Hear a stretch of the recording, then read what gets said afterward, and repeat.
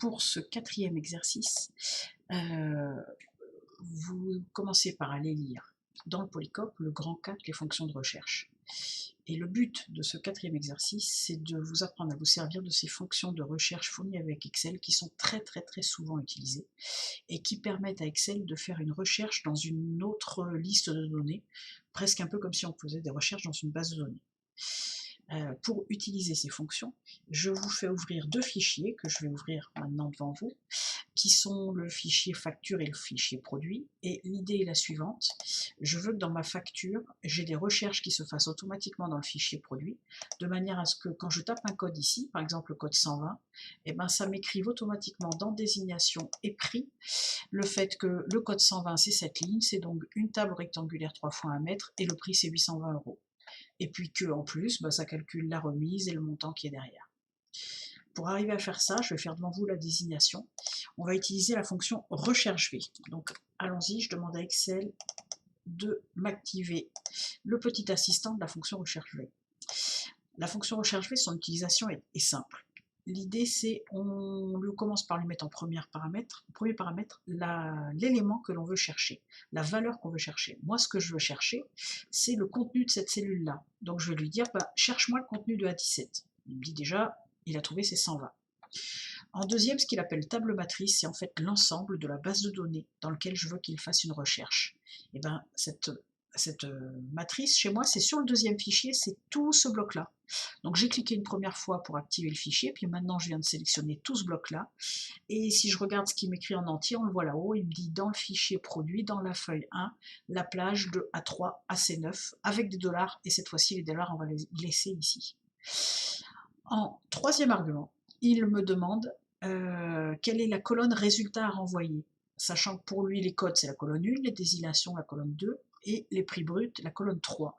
Et bien moi pour la désignation, je veux la colonne numéro 2. Au passage, sachez qu'il y a un quatrième argument, valeur proche, dont on n'a pas besoin aujourd'hui, mais qu'on reverra dans l'exercice de la semaine prochaine. Je vais faire OK. Et regardez, ça a marché. Pour 120, il me sort bien table rectangulaire 3 fois 1 mètre. Je vais essayer un autre code, par exemple 300, ça devrait être barre roulant. Et si on tapait ici 300, et ben ça m'écrit bien barre roulant. Ça marche. Alors, j'annule cette modification.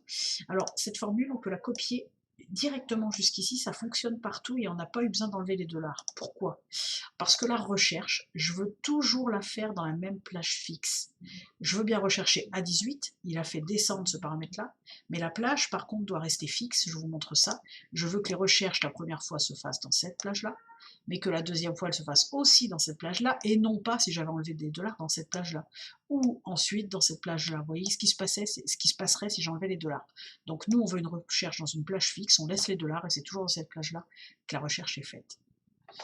Si vous utilisez le même principe avec le même type de fonction, vous arrivez à sortir le prix brut ici, en cherchant A17 dans la base de données et en demandant la colonne numéro 3.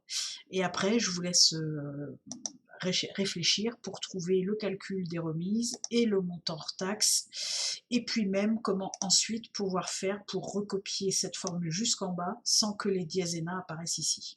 Alors ce que je viens de vous décrire à l'instant, je l'ai expliqué dans le Polycope, je vous remonte le Polycope.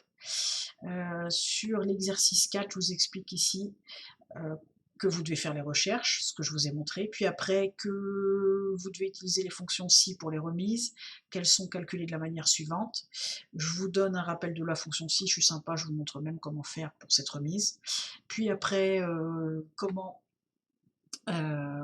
rajouter du vide à la place des 0%. Et dernier stade, amélioration, je vous demande et je vous explique comment faire pour que, je reviens sur mon fichier de facture, pour que ici les diésénas n'apparaissent pas quand il y a du vide en face dans la colonne A.